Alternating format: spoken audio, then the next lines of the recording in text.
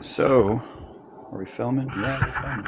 Alright, so we're taking a ride on the V12 high torque. Just gonna kind of take it around the neighborhood now that I got the pads sorted out. So that's what we got. Got my Velcro attached, got my pads sorted. I'm just gonna kind of take it around the block and see how it feels. See if there's any anomalies with it. This is my third V12. I have another high torque. I had a high speed. I ride a little bit aggressive for the high speed, so I felt like I wanted to try the high torque. And Jason at E-Wheels was really gracious in order to let me do that. So I ended up with a V12 high torque as opposed to the high speed. If you're a person who rides more with your friends out on the street, though, you're definitely going to want the high speed.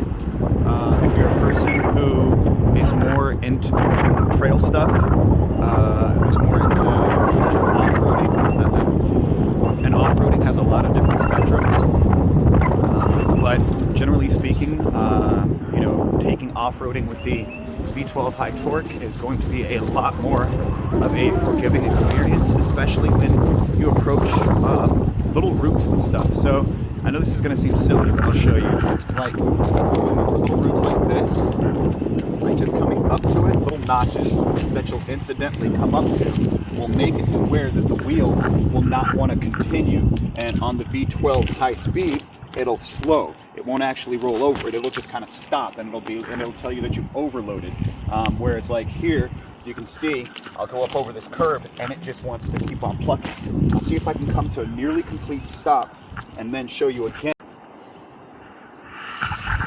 All right, so we're gonna see if I can do this.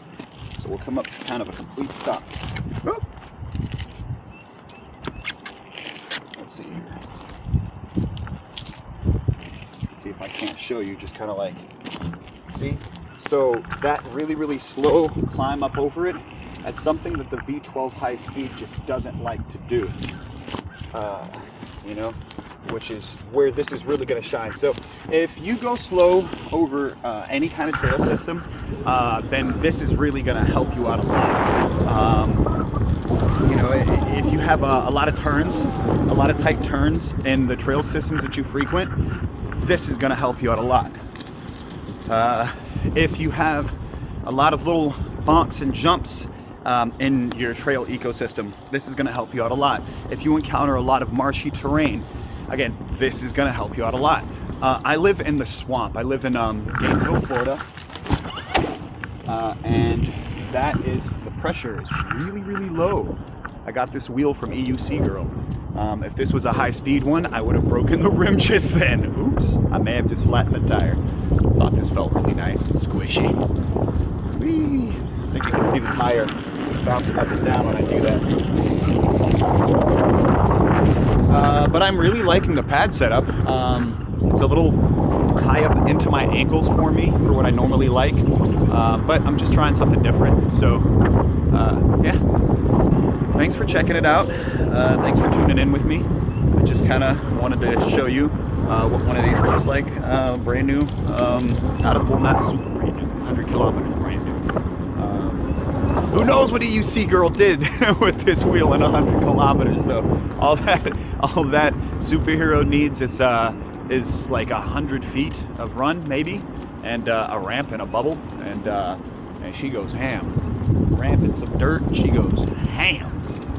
So yeah, again, just little, you know, it's not in the speed where you get to run up to something that this shines. It's in its ability to just kind of do it at a snail's crawl that really makes this wheel to be one of these amazing experiences. So again, it's not like any wheel you can run up to this and like just hit it, but the fact that this will do it, it's such a slow snail's crawl, and that way you can really just, it's forgiving when you're in root systems. And I don't know if any of you have like really ridden in root systems, but like to be able to just kind of, you know, think about what you're going to do next and have your wheel not come out from underneath you because it didn't have the torque. I mean, that says a lot, dude. That says a whole lot. Yeah. Anyway, I hope that you guys found this interesting. You know, forgive my hair.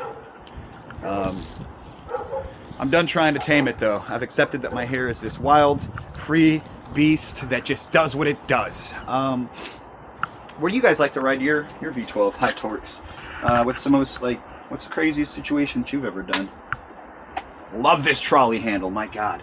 Yeah, what's like the craziest situation that you've ever found yourself in with your V12 high torque? What's the most adventurous thing that you've ever done? For me personally, I've actually traversed through swamp in the V12 up to my feet in water. Just the V12 just granted, that wasn't salt water, so don't do the salt water thing, guys. I've gotten a little bit of feedback about that, and it's true. Do not take your wheel up to its axles, to its moving parts in salt water. You know, lightly skimming occasionally on a vacation, you know, riding on the sand on the beach might be okay, but you really don't want to be out there overexposing these metal components to oxidative situations that like accelerate the aging of the components and break them down. It's just not a good thing. So anyway, that said, hope you guys have an A1 day, and thanks for tuning in to the Johnny Go Room. If you haven't seen it yet, I made a music video. The link will be, I forget whether it's going to be here or it's going to be here, but either way it's going to say subscribe and then like watch this. But do what you do, man. You know, there's a lot of stress to subscribe to shit these days, so you know, have fun. Thanks for checking it out. Peace.